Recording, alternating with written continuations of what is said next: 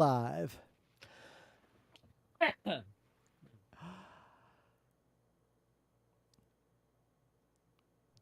It's Tuesday, August 6th, 2024. I'm Rim. I'm Scott. And this is Geek Nights. Tonight, we are talking about not The Legend of Zelda Four Swords Adventures, but The Legend of Zelda Four Swords. You know, it's funny how I never played this one until now, but I played the other one a bunch anyway. The other one that with the other. By the way, the other one was 2 years newer. It was. Yeah, it's also just better. We're going to talk about today is older. Yeah, but I'm sure you all noticed we had a hiatus. That Scott, I believe you finally experienced the cactus throat.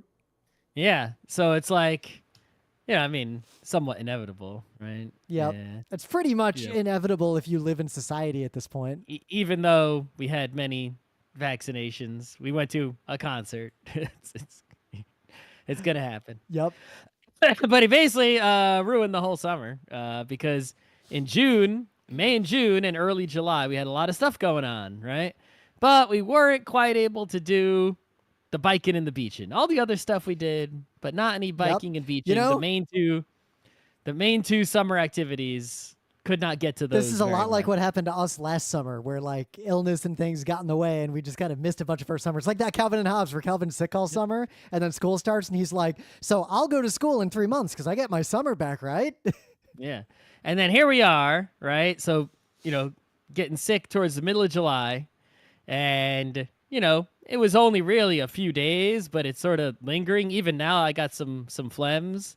But between that and also the weather and circumstances, here we are. It's fucking August 6th. Yep.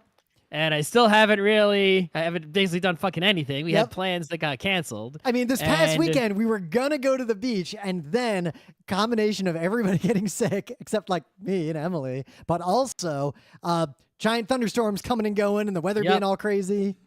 Meanwhile, PAX West is in 3 weeks. Oh, my God. And I haven't biked. I biked like one time, and I beached like half a time, basically. Like, we've and now the weather is gonna keep me from doing right. We'll see what happens. Yeah, we've biked, I want to say, about 450 miles total this summer. Yeah, but how many times? Well, 4 really long rides, like like 70 So miles. even 4 bikes, it's like I wanted to do like 12 to 20 bikes. Yep. And I did one. Well, of course, the ones where we didn't bike those weekends, it was because we went camping or hiking or other stuff instead. We luckily, we got very lucky. Last summer we couldn't. This summer we spent almost every weekend outside. Yeah, well, it's going to rain now. We'll see what happens. Yep. One thing I did manage to do, which is watch a lot of Olympics because I've been inside the house. And finally, after 70 years of televised Olympics, 100 and something years of modern Olympics, and thousands of years of Olympics, if you go back to the ancient Greek times. Finally, in the year 2020X, it is now not only possible, but relatively easy and accessible for most people on the earth who have internet and a computer or some sort of device to watch all of the Olympics at a reasonable cost. I mean, there were ways to do it, I'd say last decade, but they were not convenient. They were not good.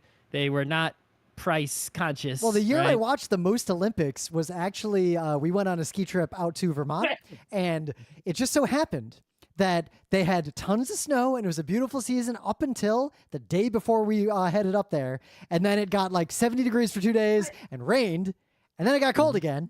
So we're up in Vermont, and it's solid ice, so we could only ski a little bit. Like, we barely skied. So we happened to be staying at an Airbnb that happened to have TV, so we just watched the Olympics the whole time.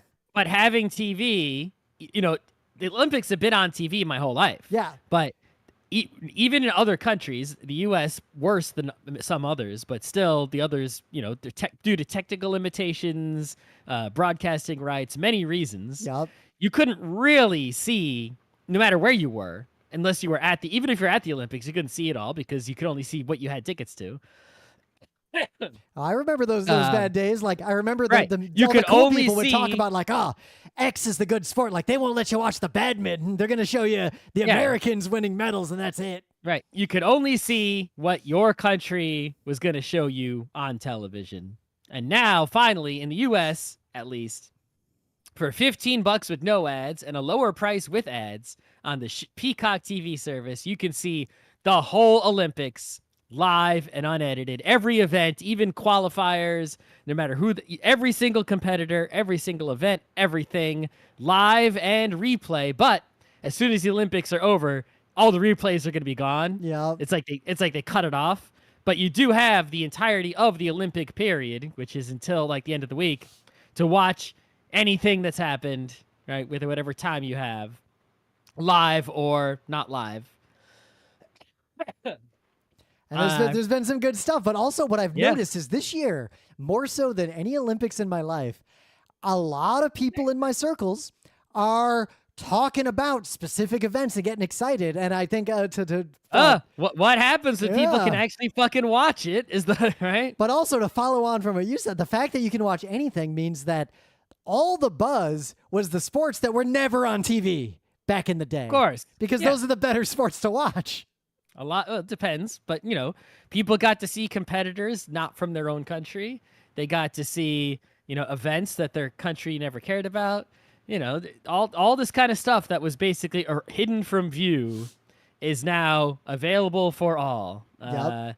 And so, there's plenty of bad things to say about the Olympics. I'm pretty sure we did an Olympic episode back in the day, and all those things are still true. You got your cheating, you got your scandals, you got your corruption, you got your money, you got your capitalism.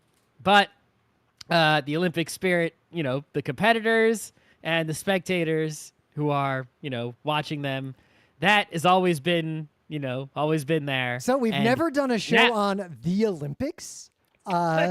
We did a show once in 2008 on the Olympics in China specifically, and we focused on China. Okay, well, I'm pretty sure we said all the general. I remember We also saying did all a show on tournaments, Okay, which I guess that covers it.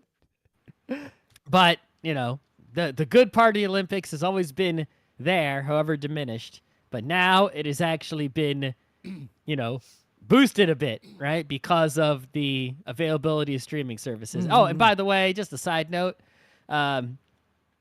Peacock TV, other than the Olympics, is probably the worst content I've ever seen. Every single thing on there is like complete garbage, except for like they've got a few movies that are good, legendary movies like Jaws and whatever, but I've seen those. It is the worst lineup of I feel like it content. might be because Paramount, we have Paramount, which of course that'll all change, but because we watch Star Trek, like that's it. That's literally, it is, I am paying for Star Trek. And every time a Star Trek ends, it tries to trick us into watching something else. And everything it has ever tried to trick us to watch looks awful, like unwatchable. I browsed around on there. I figured I'm going to have this service for 1 month exactly and then cancel it. Yeah. Right. Until 2 years from now, probably. What is on here? Is there even one thing on here I can watch that I should watch before the Olympics are over? And no, not one thing. It was all not just stuff that was like, it was all stuff that was like, ugh. Oh, that's, oh, God. Someone watches this? So yeah, we're back. We should be mostly doing Geek Nights episodes, though a crazy rainstorm is about to hit New York City, and we'll see how that goes. Mm-hmm. I haven't talked this much in weeks, and it's making me cough a whole bunch. Yep. No, I remember that feeling. It was about 3 weeks from the first time I got COVID before I didn't have any. As I'm talking now, there's like this tiny spot in my throat that's like getting vibrated and making me cough. See, that's the thing. That's what stood out the most because I didn't we got very lucky, myself and Emily both. We didn't really have a bad time with COVID. Like we had no side effects. After it was gone, it was gone. But before we got it, I remember wondering if that bad cold we all got after PAX, like maybe we got lucky and like that was it or something. And then when we actually got it, it's such a specific feeling in this specific spot in your throat. I don't have it's not a specific different feeling. I've never felt other a sore throat like sicknesses. that in my life.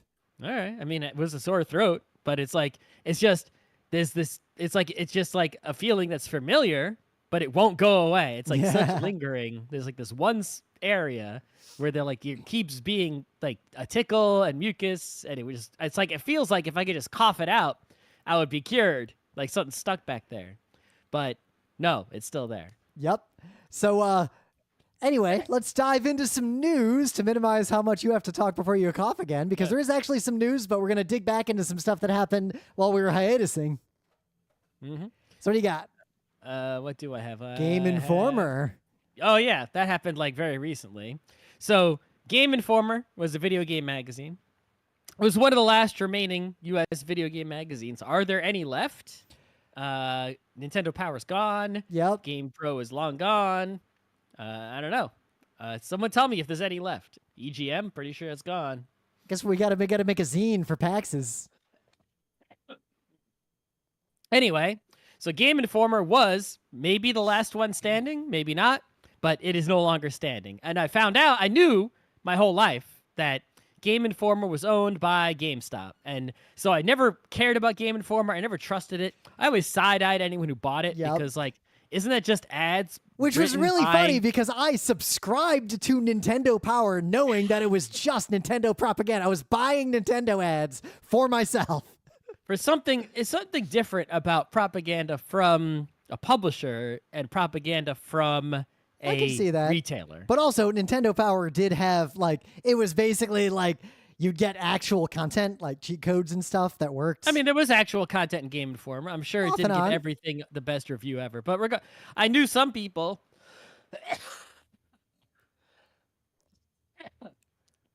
who had like GameStop membership cards because they were the kind of people that would always be buying and selling their games back and forth in the CD-ROM days with their PlayStations. See, the trick there was to sign up for Red Octane and get those CDs mailed to you, copy them, and send them back. But those people got Game Informer subscriptions for free along with their GameStop membership plans, and those people had Game Informer. But what I didn't know, and I learned just this week, was that Game Informer wasn't a GameStop creation. It was a creation of Funkoland. It was the Funkoland newsletter. Fucking Funkoland. I did not know this.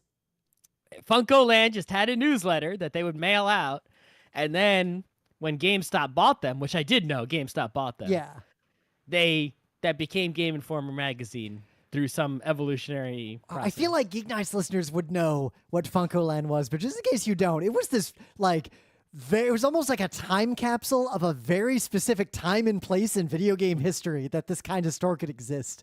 It was it was Funkoland babysitting. It was only the buying and the selling of the used games. It didn't really have a lot of new stock like a Toys R Us. Yep. And so GameStop did have the stock. But what Funkoland had was they had a bunch of consoles set up, and you could just ask to play any game they were selling to decide if you wanted to buy it. And I would go there. Other stores did that too, but not many.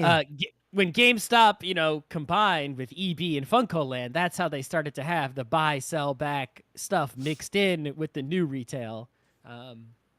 GameStop just came out on top of all the different game retailers. So the funniest thing, I didn't realize how GameStop actually formed officially. So Funkoland merged with Babbage's, and that's what made the original GameStop.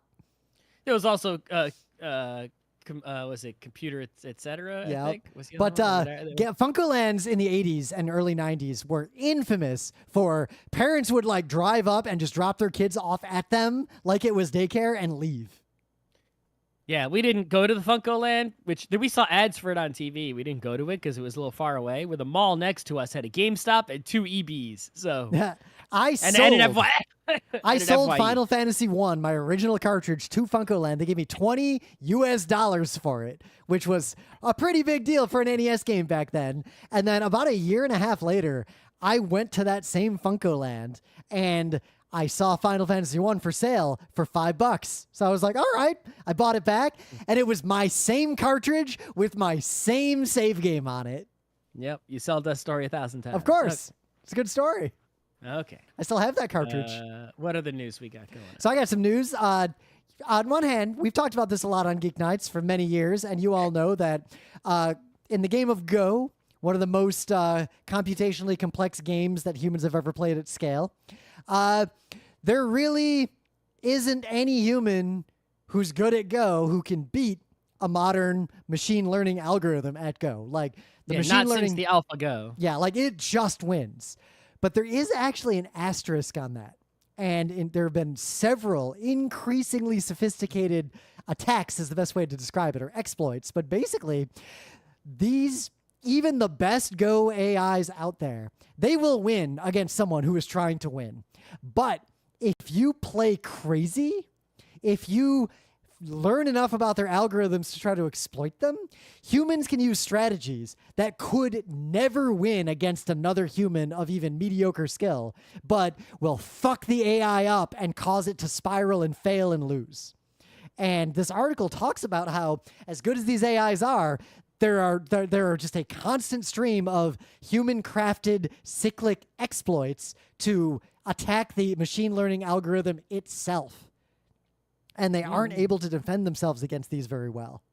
And it's a fascinating article. Like, I think you should read it because you'll learn a lot about how modern machine learning works. And this does have implications for the upper limits of at least current tech machine learning. Mm-hmm.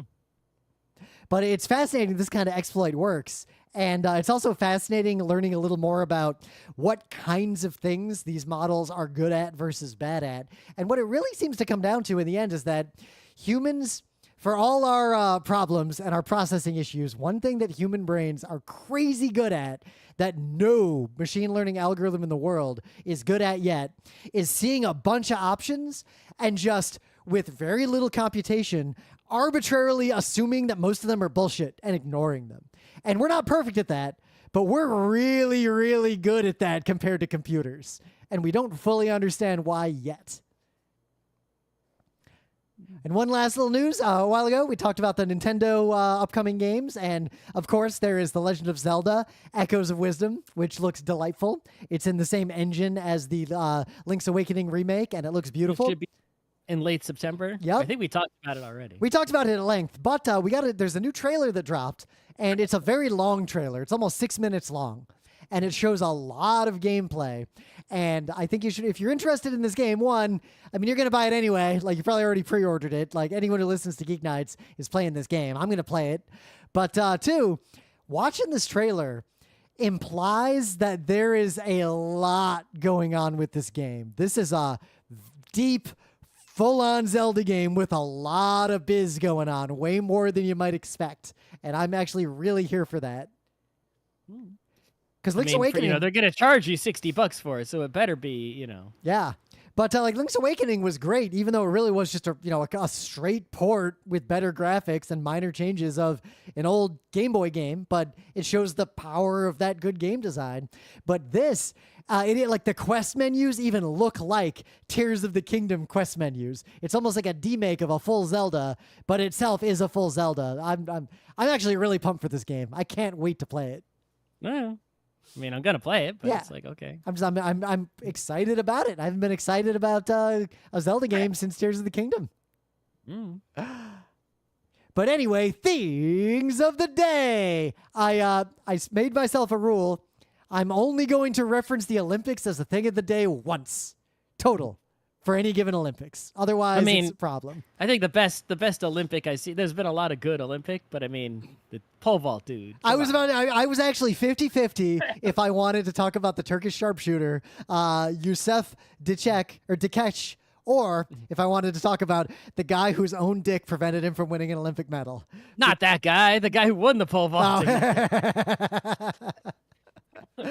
But I can't imagine you listen to a podcast and yet are not online enough to have encountered the photo of the guy I'm talking about, this Turkish sharpshooter. The event in question is the air pistol, which itself is a fascinating event. I actually used to shoot air pistols and air rifles quite a bit as a kid. It was a Cub Scout thing. Safer and just better in every way for humans than shooting real guns, but you still get all the sport of gun shooting. There's a lot going on. It was a fun little thing. I was never particularly good at it. But the reason this is my thing of the day, and also the reason this became such a meme out there in the wild, is just that this sport is so ridiculously hyper-tuned, like many Olympic sports get. Like fencing went through the same evolution, to where they use guns that are handcrafted for them individually. Like they have their own Jigen Daisuke gun. They wear special glasses, and if you have never seen the special glasses they wear, they're way more special than you think they are. It's quite surprising in how some Olympic sports, the equipment is understandably highly regulated, right? You know, we had the controversy of the bathing suits. Yeah. The special speed skates. But in some sports, the equipment is actually quite unregulated. Like, I was actually researching the pole vault, right? Yeah. You can pole vault with pretty much any old stick. There's not a lot of rules about the pole vault stick. Yep. Just a few. Yeah. And the sharpshooting is like that in many ways. So they'll wear these super special glasses and all this equipment and all this nonsense. And this dude just walks in, hand in his pocket, shooting, wearing regular glasses. Usually, almost everyone puts their hand in their pocket. The hand in the pocket actually you have to shoot. You have to shoot with one hand, so you keep the other hand in the pocket. It's a lot like how fencers, especially like movie fencing or like old-timey fencing, you see them like wrap their hand into the small of their back, like that was just a thing. But just the image of this guy shooting next to someone with all the equipment was a very stark image. But the reason I made this my thing of the day is I think you should actually watch how the sport goes down, because the sport itself is pretty intense, and the degree of accuracy of shooting these basically glorified BB guns at a target that's way further away than you think it is absolutely amazing. Yeah, don't let this meme go to waste, right? The goodness of this meme is not that, haha, it's a funny thing, right? Whatever. It's that, hey, like I said before, finally, the whole Olympics is not erased. We can see competitors from small countries like this guy, competitors who are not gold medalists. He's a silver medalist, but still, right? And sports that otherwise your local broadcaster would probably ignore unless your country's competitors were like the best at it or something. So by paying attention to the actual sport, recognizing the competitors, learning about it, maybe someone will, bring the attention on this sport will bring in added participation, which would be make them all very happy, I'm sure. So especially because I would like to see more diversity of the sports that are available for kids to play or that kids know about to play. There's a lot of sports I didn't know existed when I was young enough to try them out. Yeah, and it's like, on the one hand, we talk about how, like, yes, to win an Olympic sport, you probably need to be like Duplantis, the pole vault guy who happened to grow up with a pole vault set up in his backyard, right? Because of who his parents were. But they didn't force him to do it. Like, they had a bunch of equipment set up in their backyard, like a batting cage and all kinds of stuff, because they were just an athletic family. Yep. He just took to the pole vault that happened to have a setup in his backyard. But no, this is more about how fun is it to do sports and competitions, like in general. Tournaments are great. The point is that there are some people who get to the Olympics not by that path, right? The woman, I forget her name, sorry, who won the women's cycling road race, right? She was someone from New York City. I guess she was originally from Alaska, but she came to New York City, was working in finance, right? In like her early 20s. She went to Central Park because there was like cycling class or something, and she just went to check it out, and she got so into it, and years later, gold medal. Yep. And that can happen. He was just a member of basically the Turkish equivalent of Section 9 or the National Guard combined, something they call the gendarmerie. He was just like an officer in it. He retired, and he just became a shooting professional in sport because he was a really good shot. Yeah. So you got a thing of the day? Yeah. So it's this really cool zine. This zine really speaks to me. It is a small group of trans tabletop creators have made a zine, and the issue 1 of the zine is issue 1, Meanwhile in the Mobile Hut, and the title of the overall zine, I believe, is Chicken Pod. It's Chicken Pod number 1. And on the cover, they have an a excellent illustration of what is some sort of combination of Baba Yaga's hut, right, and a pod, like what the Zentradi have in Macross, sort of combined, right? And that pretty much tells you everything you need to know about what the contents of the zine are going to be. You can download it for name your own price on itch.io, or there is a place you will eventually be able to get a print copy, but I went there and it wasn't listed yet, but they say it will be. So I haven't read the zine yet, but I don't need to see anything else to know that this is magnificent, and I will probably get every issue of Chicken Pod, but there is only one as of this moment, so that is the one that you should acquire and check out. All right, let's get right into it. So back in March of 2009, we reviewed a game called The Legend of Zelda 4 Swords Adventures. And I realized, talking to our friends, almost nobody knows that there are 2 different 4 Swords games, and most people have never even played either of them. I think at the time they came out, there wasn't very good communication from Nintendo about these games and, like, you know, what the deal was. There was not. So we'll talk about the bigger one briefly first, so you have context. In 2004... Nintendo released a GameCube game called The Legend of Zelda 4 Swords Adventures. At that time, a lot of people, I think, mistook that it was just a GameCube release of the game they remember from the GBA era and didn't realize that it was a full-on, full-length, absolutely top-tier Zelda game. Right. It was like, oh, 4 Swords, didn't that already, like, 4 Swords already existed? So then, like, 4 Swords is out for the GameCube. It was like, doesn't that already exist on GBA? Like, what is this going on? I don't know, right? And plus, it was, like, absolutely essential to play it with the GBAs and the link cables. You could not play that shit with the GameCube. Forget this that. And Crystal Chronicles are some of the greatest experiences Nintendo ever made, and it was because of that experimental GameCube, Game Boy link cable nonsense, which was rare and hard to get going. Like, I feel very blessed that we lived in the era to have experienced it. Yep. But 2 years earlier, in 2002, for the GBA, they released a GBA remake of Link to the Past. Which is itself one of the best Zelda games ever made. Right. And it's like, well, if you hadn't played it on Super Nintendo, why not get it on GBA? That was a time before most people know how to use ROMs and emulators. Yep. But having already played Link to the Past and having emulators to play it again if I wanted to, I could probably get a Super Nintendo if I wanted to play it again. Yep. I mean, I had a Super Nintendo and I had a ROM, and the only thing about this cartridge was underneath Legend of Zelda Link to the Past has a little thing that says, includes new multiplayer adventure 4 Swords. Yep, and it's like, in the year 2002, when I didn't have a lot of money, I had a GBA. Why would I choose that GBA game for probably 30 to 50 bucks? For the one game you can buy like every other month at best.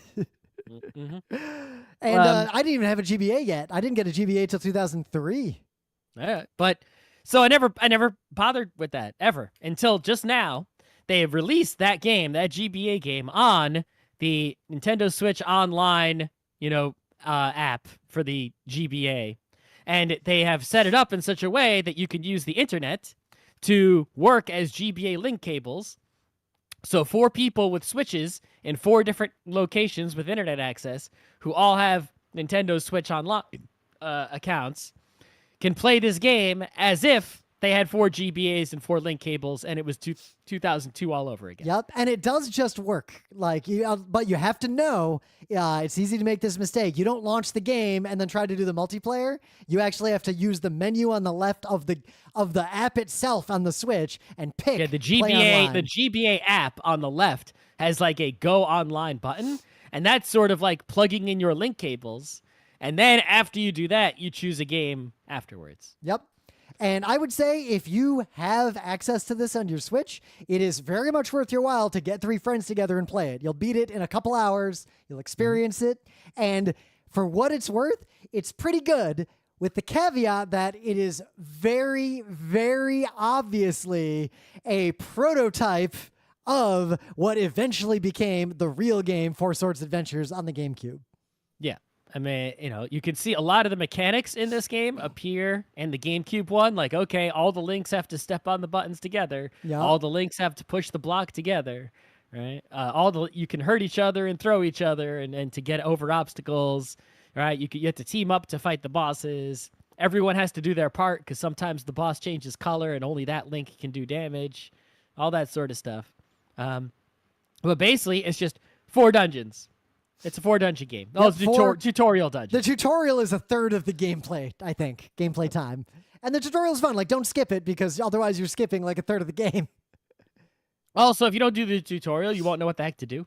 Yep, and that's actually true. You will not have any idea how any of this stuff works because I feel like what this game was is they clearly wanted to make Four Swords Adventures, the real game, and they used this to try out some mechanics and then to get some market feedback and see how people engaged with it and like figure out how. Also to boost sales on a game that otherwise, was it really going to sell? How well would that GBA game have sold if not for adding something onto it, right? I think.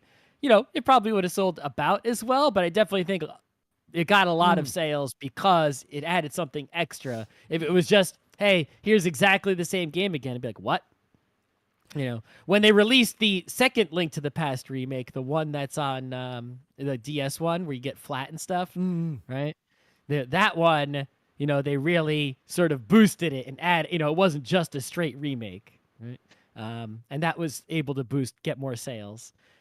But yeah, it's hard to sell just a straight remake unless the game is particularly old or particularly in need of an upgrade, right? Like the Super Mario RPG remake, it's like huge time gap and significant quality of life improvements because of that distance, right? Yep, I plan to play it as a result.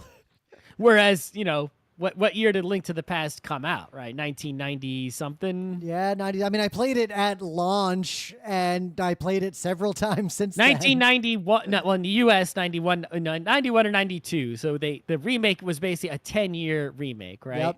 Whereas Super Mario RPG, the original one, came out in 96, and the remake came out in 2024. So 2024 minus 96, right, is my math is not working right now.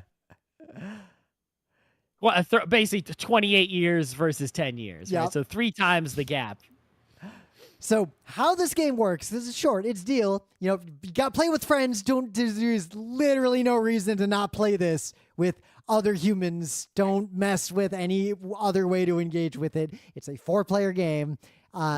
You'll just go through a series of dungeons. If you don't have 4 people, don't bother. Yep, the dungeons are semi-randomized, so every time you enter a dungeon, things will be in a different order and stuff will be moved around. Like it's a little bit of, not quite a roguelike, it's just like a very simple randomization. There's a little bit of procedural generation just to mix things up. Yep. And basically, you're just trying to be the one to collect the most rupees while also solving some simple puzzles. And the thing that I think is striking about it is, despite being basically a tech demo and a proof of concept, the sheer number of items is a lot. Like, to the point that the items barely get used enough each to scratch the surface of how they put in a lot of items, and you don't really use them more than like once each. It's like you got boomerang, Pegasus boot, what are the other ones? Oh, the cape. Yeah, the cape's real fun. Bomb. That has the down stab the game doesn't even tell you about. Yeah, the bomb. There's a lot of items. Yeah, and you really only use them like one. You use them in a tutorial and use them like once each in the game, and it's like there's not enough level and dungeon to make use of all the items that they made for like this. There's basically almost no puzzles that require a bunch of different items and a complex workflow like you might put together in Four Sword Adventures. Like this game is honestly baby easy mode. Like you are not going to have trouble beating the game in one sitting. I don't think you'll even die more than a few times. No. You can easily beat it without dying on your first try if you have any kind of video game competence, especially Zelda competence. But what's striking about it is that it introduces so many concepts, and most of them actually work really well. Like, think about the things this did, because this game was novel when it came out. The 4-player simultaneous in this kind of environment on 4 different Game Boys was not common yet. Like, multiplayer on consoles was not super common in the era that this game came out. Yeah. It has the items are interactive to the point that you can hurt each other, and that's a lot of the fun. Like, it's semi-competitive, so I feel like the game encourages a certain amount of throwing your friends into the pit so you can open the chest before they open it. Like, the game encourages that, but it doesn't make it too annoying. Like, the game doesn't bog down on everyone just fighting with each other. There's a shocking variety of puzzles, and it even has a few elements where along the way, like, there's a moment where there's just like one area where there's some tiles, and each player only sees the tiles of their color, and all the places that aren't their color, it's just a pit. And the game doesn't even tell you. You just figure it out by talking to each other. Yep. So for the Game Boy Advance, there are 1,538 legitimately licensed games worldwide, I guess, right? Oh, wow. For the Game Boy Advance, the number of games... these are Game Boy and Game Boy Color games that use the link cable. Oh. Game Boy Advance games that supported link cable. I don't think it was that many. There were definitely not that many. Like, Advance Wars supported it, and we played Advance Wars. You know, as a kid, I always really, really wanted to try out the original Game Boy link cable to play Hunt for Red October, but I never knew anyone else who had a Game Boy and was willing to play multiplayer.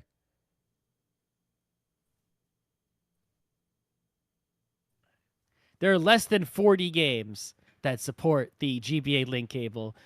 Most of them are like direct multiplayer, like Bomberman, Advance Wars, Dr. Mario, Puzzle, right?